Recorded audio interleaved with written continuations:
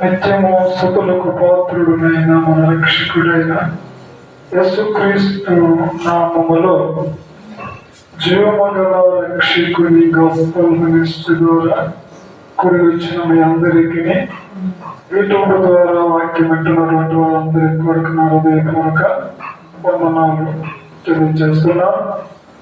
పిల్లరా, మరి మనం చదవబడినటువంటి వాక్య భాగమును మనము మరొకసారి ధ్యానం చేసుకుందాం.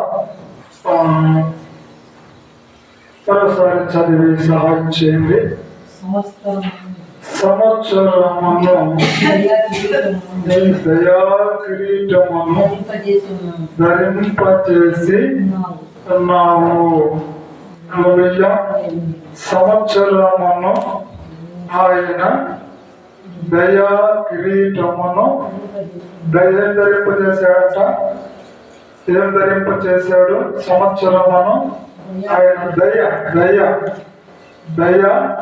కిరీటం, దయ అనేటువంటి ఆ కిరీటమును ధరింపచేసి ఉన్నాడు. ఆయన దయ కిరీటముగా మనకు ధరింపచేసి 2025 సంవత్సరమంతా ఆయన కృపలో మనలను కాచి కాపాడాడు. మన ప్రయాణాలు కావచ్చు, మన జీవితంలో ఎదురైన అనేకమైన సమస్యలు కావచ్చు. ఇలాంటి వాటిల్లో కూడా కృంగిపోకుండా ఆయన దయ మనల్ని ఏం చేసిందట? ఆదరించింది. కిరీటముగా ఆయన దయ మనలను ధరింపచేశాడు. ఆయన కిరీటమును మనకు దయని కిరీటాన్ని ధరింపచేసి మనకు మరొక దినాన్ని, మరొక సంవత్సరాన్ని దేవుడు మనకి ఇచ్చాడు. మరో దినాన్ని, మరి ఇంక నూతన సంవత్సరం, నూతన దినాన్ని దేవుడు మనకు అనుగ్రహించున్నాడు. ప్రియులను, అందును బట్టి మనము దేవుణ్ణి ఎంత స్తుతించినా కూడా ఆయన బాకి మనం తీర్చుకోలేము కదా. అందుకే ఆయన పేరట నిత్యము స్తుతులకు అర్హుడైన పాత్రుడు. మనం ఎంత స్తుతించినా కూడా మన స్తుతులకు ఆయన పాత్రుడై ఉన్నాడు ప్రియులకు. కాబట్టి మరి ఈ నూతన సంవత్సరాన్ని ప్రభు మనకు దయచేశాడు. మరి నూతన సంవత్సరములో మనము మరి ఎలా ఉండాలా? నూతనమైన హృదయం కలిగిన వారిగా ఉండాలి. నూతనమైన వ్యక్తులుగా కనిపించాలి. మన జీవితము ముందుకి ఒకవేళ ఏదైనా 2025 సంవత్సరంలో ఏదైనా పాపం ఏదైనా అంటి ఉంటే దాన్ని ఏం చేయాలంట?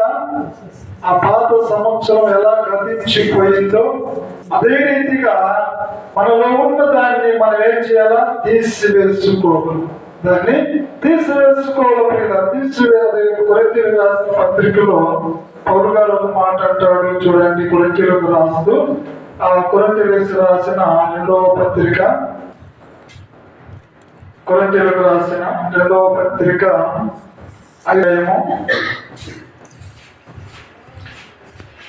5వ అధ్యాయము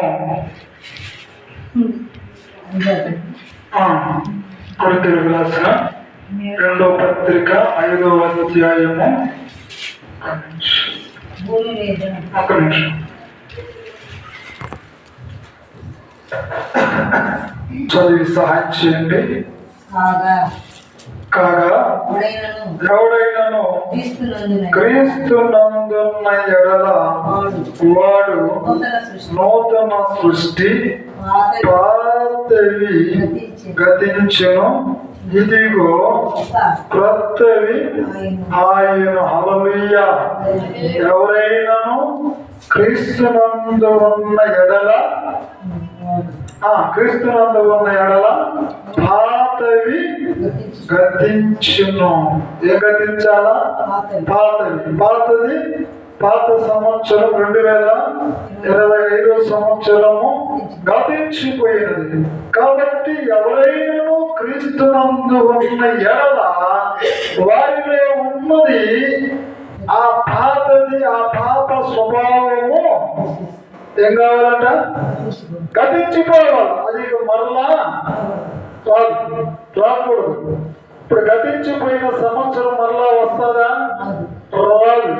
ఆ పాపని ఏదైనా పాపము అది ఇక మరలా రాకూడదు. అందుకే క్రీస్తునందు ఉన్న ఎడల వాడు నూతన సృష్టి, నూతనమైన సృష్టి, నూతనమైన వ్యక్తులుగా క్రీస్తులో ఉన్న వారు